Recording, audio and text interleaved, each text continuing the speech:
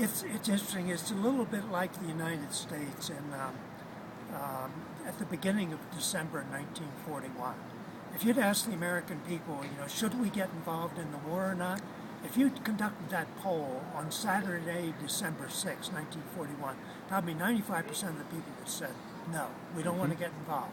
If you'd waited till Monday and conducted that same poll, probably 95% of the American people would have said, yes, we've got to go to war.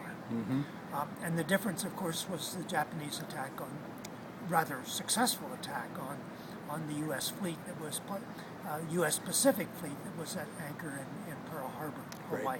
Right. That's a great analogy.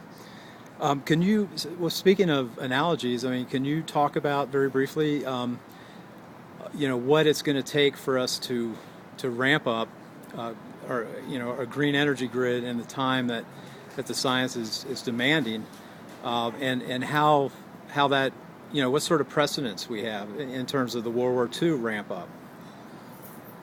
My guess is the wake-up call is probably going to come on the food front.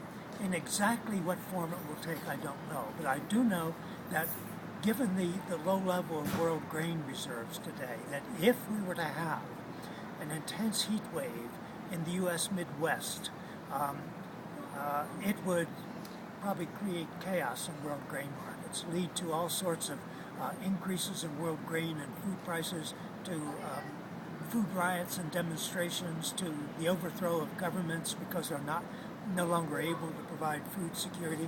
Could create chaos, not only in the world grain markets, but in the world politically.